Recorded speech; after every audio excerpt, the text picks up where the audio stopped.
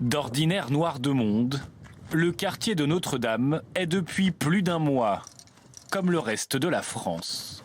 Bon, c'est calme.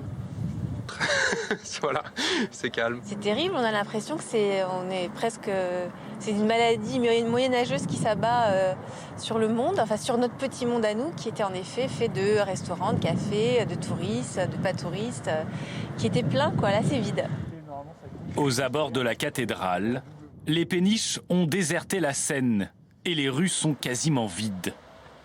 Privés de touristes, tous les commerces ont baissé leurs rideaux, excepté cette boutique de souvenirs, qui fait aussi office de tabac.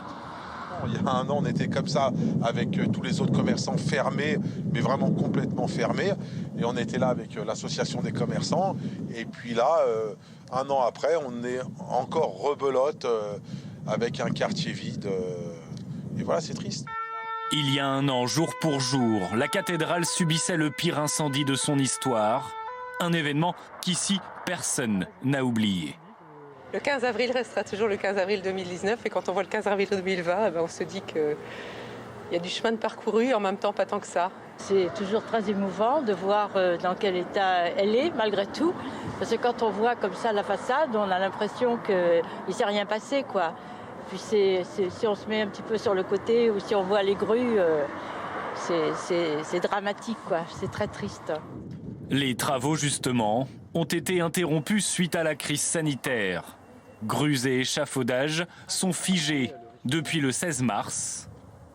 Didier Durand est le patron d'une des entreprises de rénovation qui œuvre à la restauration de la cathédrale. Voilà bientôt un mois que ses ouvriers ont dû quitter le chantier. Règle numéro 1, c'est protection des hommes. Règle numéro 2, c'est protection des hommes. Règle numéro 3, on s'occupe de Notre-Dame de Paris. Voilà. Je crois que ça, c'est quelque chose d'important. Et si on a voulu montrer l'exemple avec le confinement, aujourd'hui, moi-même, aujourd'hui, je suis venu, vous voyez, avec une protection.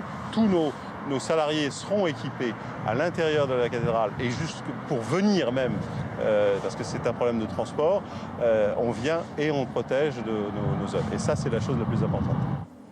Au total, le chantier restera fermé pendant près de 2 mois et devrait rouvrir aux alentours du 11 mai. Oui, c'est un premier coup dur parce qu'on est entre 100 et 150 sur le terrain. On se connaît tous par nos petits prénoms. Le métier dans la restauration des monuments historiques, c'est un métier de contact. Et bien d'un seul coup, on se retrouve chez soi devant un Skype, là exceptionnellement, vous voyez, je reviens.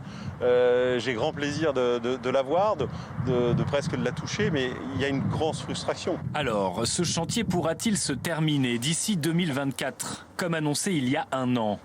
La réponse est oui, selon l'établissement public en charge de sa restauration.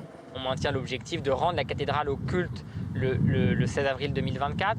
L'idée, c'est pas forcément que tout soit terminé. Il y aura peut-être encore des petits travaux de restauration, mais au moins de rendre la cathédrale au culte et aux visiteurs.